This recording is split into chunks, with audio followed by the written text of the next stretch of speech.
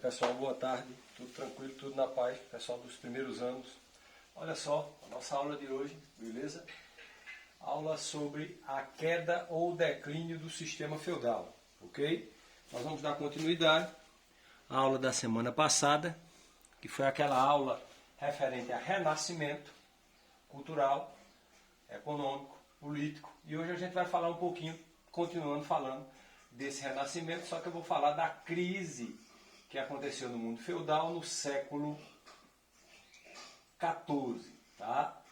Então a gente vai dar uma olhadinha aqui nessa crise, só lembrando que a Europa, ela passa por uma série de mudanças, guerras, doenças, aumento de tributos que nada mais são do que impostos, uma situação econômica muito difícil, e no século XIV, por volta de 1337, tem início o que nós chamamos de Guerra dos 100 Anos, tá? Então essa Guerra dos 100 Anos, ela destruiu campos, os campos cultiváveis, ela aumenta a fome, especialmente nos territórios da França, tá? Lembrando que essa guerra foi travada entre a França e a Inglaterra, e o grande epicentro dessa guerra foi a região de Flandres. Aliás, foi um dos motivos pela disputa entre a França e a Inglaterra. Então você vai ter aqui, além de guerras, doenças, aumento de tributos, você vai ter também uma doença, praticamente uma pandemia, que se debateu sobre a Europa também na época, semelhante a essa que nós estamos vendo, só que essa muito mais letal, que foi a peste bubônica, chamada também de peste negra. Por quê? Porque ela tem erupções cutâneas, são feridas negras, espalhando sobre todo o corpo do doente. Tá?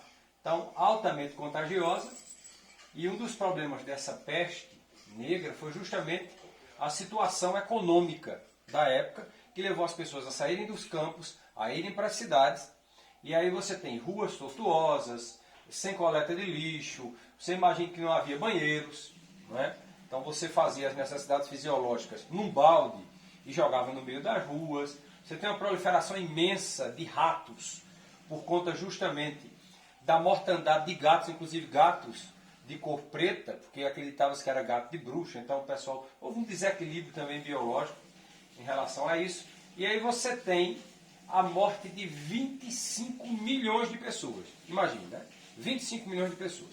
O Brasil hoje, você tem aí 120 mil pessoas, já é absurdo, né? Subnotificado pode chegar a 1 milhão, mas imagine que em toda a Europa a peste negra matou. Agora ela matou num espaço de 10 anos, entre 1340 a 1350. Por isso a gente disse que essa pandemia de agora, ela é a maior de todas por conta do tamanho, do espaço de tempo. Quer dizer, em questão de meses você tem, praticamente, proporcionalmente, mais do que uma peste negra, né?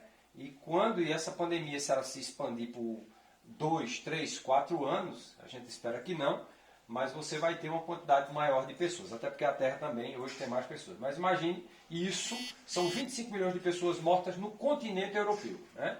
Então favorece o aparecimento e transmissão de doenças, e tinha outras também, como a varíola, o cólera, a lepra, o tifo e a peste negra, que foi uma das piores daquela época. Tá? Então tudo isso vai ocasionar uma série de problemas.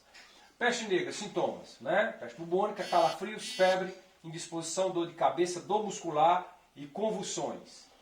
Né? Provavelmente essa pulga dos roedores que vinham, lembre-se que está reativando na Europa, sobretudo o comércio genovês-veneziano, você tem uma atividade comercial mais ampla, maior, e aí você vai ter uma quantidade muito grande de mercadorias vindo também do Oriente, e navios, e provavelmente em Gênova e Veneza seja o foco de onde surgiu esses primeiros casos de peste negra, e aí, como é uma doença altamente contagiosa, espalha-se por toda a Europa. Olha só, peste negra aqui. Ó. Então ela chega na Espanha em 1348, ela vai para a Turquia em 1347, um ano antes, ela já chega na Turquia. Na Palestina, hoje Israel, ela chega em 1349, né? Ela vai para a Rússia em 1352. Então, na realidade, os 3 continentes, Europa, África e Ásia, você vai ter uma quantidade imensa de pessoas infectadas. Né? São 25 milhões de pessoas no chamado continente africano, asiático, né? E continente europeu, que vai ser o mais sofrível com tudo isso. Então as lutas camponesas é outro fator. Então você tem aí fome, a peste, as guerras, no caso da Guerra dos 100 Anos, tudo isso causa a decadência, o declínio do sistema feudal, e aqui a luta dos camponeses. Os camponeses que são, na realidade, os servos da Idade Média, aqueles servos que trabalham na gleba, que nada mais é do que a terra do senhor feudal, para se sustentar, pagando uma série de obrigações de serviço, como talha, captação, banalidade, tostão de Pedro. Em suma, uma série de obrigações pagas, não só com impostos, mas sobretudo no início da Idade Média, com produção e trabalho. Esses camponeses, diante de toda a crise causada pela pandemia, né? Então esse negócio de pandemia causar crise não é de hoje. Você pega isso no século XIV, você já tem uma crise por conta da peste, né? Aguça mais os problemas sofridos na Europa. Você tem problemas econômicos, problemas sociais graves, muitas vezes causados, claro, por essa pandemia. Então você tem revoltas que ocorreram na Picardia, na província de Paris, que são chamadas de revoltas Jacquerias. Isso é danado para cair gente em SSA e também cai demais em vestibular, certo? As revoltas camponesas que começam a partir de 1358, chamada de Jacquerias. Essas revoltas, por que Jacquerias? Porque é na Picardia, na região de Provença, na França. Tá? Expressão Jacquerie deriva de Jacques Borromée, equivalente a João Ninguém em português. Certo? João Ninguém é um apelido, até hoje o pessoal usa, fulano é um João Ninguém. Significa dizer que é um apelido que os nobres colocaram nos camponeses para ridicularizá-los. Né? Então essa história das revoltas, que a gente lê muito livro de história chamada Jacquerie, nada mais são do que João Ninguém. Era uma forma de que os nobres tiravam onda dos camponeses. Pois é, esses João Ninguém se revoltam, pegam em armas, e você pode ver aqui na gravura que eles começam a matar os nobres, né? A lutar. Chega um momento que é uma convulsão social, o povo não aguenta mais sofrer tanta na situação social, agravada pela fome, pela peste e pelas guerras. Ora, então você tem aí lutas camponesas, são várias, aqui na Inglaterra, século XIV, também ocorreram revoltas camponesas. Uma das principais líderes dos revoltosos era o soldado que tinha combatido, o nome do cara era White Taylor, né? E o Taylor aí ele lidera um grupo de 10 mil camponeses que foram a Londres e exigiam audiência com o rei, pois se opunham a pagar impostos exigidos na finalidade de financiar a Guerra dos 100 Anos. Né? Os camponeses, além de toda a dificuldade, há a guerra. E como há guerra, você precisa ter dinheiro para nutrir guerra, para nutrir soldados, para comprar armas. Então é um problema seríssimo, agravado a peste negra, as dificuldades, a fome, a miséria, a escassez dos campos que eram comuns, né? E ainda o cara tem que pagar impostos. Então veja que situação complicada. Aqui os camponeses sendo decapitados, né? A principal motivação do Jacquerie é a exploração que estavam submetidos. Os rebelados queimaram castelos e assassinaram os senhores. Então aquela velha luta de classes, que nós vamos ver discutir isso lá, por volta do século XIX, quando isso vai passar para o papel, com Marx, com Engels, com todos eles que falam dessa questão de luta, e sempre existiu. Na Idade Média não era comum, né? Ou melhor, era comum.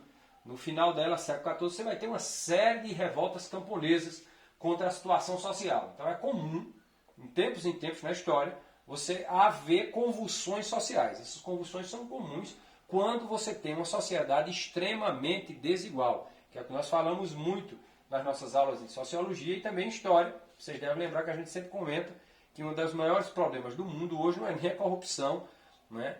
É justamente a concentração exagerada de dinheiro nas mãos de determinadas classes sociais, numa minoria cada vez menor e onde a maioria esmagadora da população não tem condição praticamente nenhuma. Quando chega a esse ponto, você tem convulsões sociais. É o que acontece aqui. Então os rebelados, aconteceu na França, acontece na Inglaterra. Apesar de toda a mobilização popular, a revolta foi reprimida. Mais de 20 mil camponeses acabam sendo assassinados. Aqui Etienne Marcel, membro da alta burguesia, uma espécie de prefeito, foi o líder do movimento. Lutas urbanas. Líder também para unir as revoltas do Jacquerie, dos chamados João Ninguéms, como eles falavam. E aí pega a crise do século XIV, né? Então você tem uma série de fatores para essa crise, que vai ter atividade depois, eu vou passar as páginas, vocês vão entender no livro bem direitinho, tá? Então olha só, quais os fatores? Primeiro, estabilidade climática. Então além da fome, da peste e da guerra, você vai ter secas e vai ter invernos rigorosos, que causa a crise agrária, o desabastecimento alimentar de boa parte da Europa, beleza? Então você tem aí queda na produção, aumento dos preços do alimento e miséria, gente. Então você tem crise agrária, crise econômica e crise social, doenças, falta de higiene, as guerras, primeiras cruzadas, uma invenção do Papa Urbano II, que tinha como principal interesse religioso retirar das mãos dos supostos infiéis muçulmanos Jerusalém. Por trás disso tem um interesse político, econômico, né? Onde você vai ter justamente expandir os domínios desses nobres que não tinham mais o que fazer na Europa, então eles vão procurar Jerusalém, vão procurar um novo local de exploração, beleza?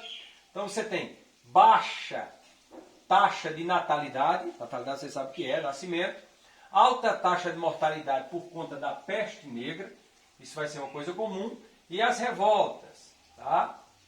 Que são também, que ocorrem muito nessa época.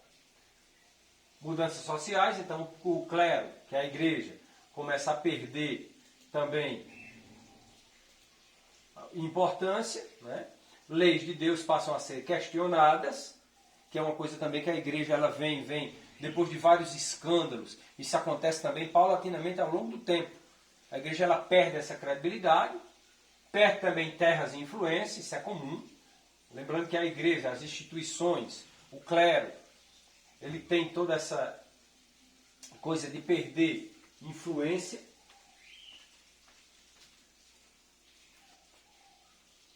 Mudanças sociais na Baixa Idade Média, olha só.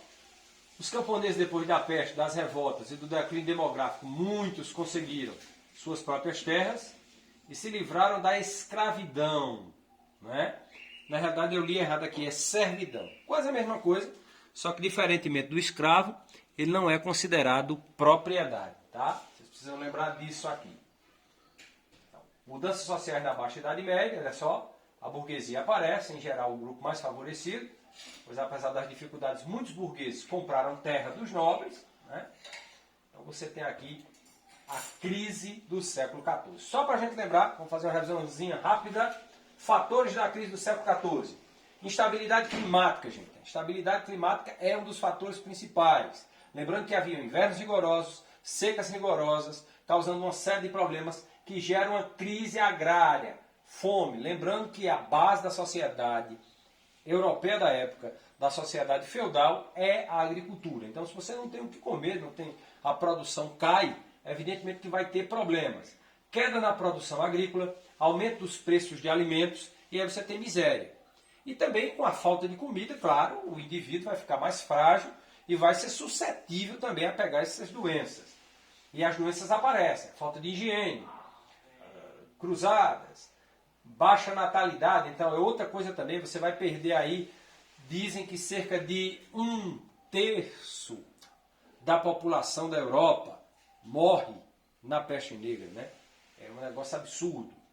Alta mortalidade e as revoltas, tá? Então, crise agrária, crise econômica, crise social são os fatores que culminaram na chamada crise do século XIV. Beleza? Vai ter atividadezinha à tarde, eu devo mandar para vocês um pouquinho antes hoje. Tá bom? Façam as atividades, se cuidem, fiquem em casa. Abraço a todos.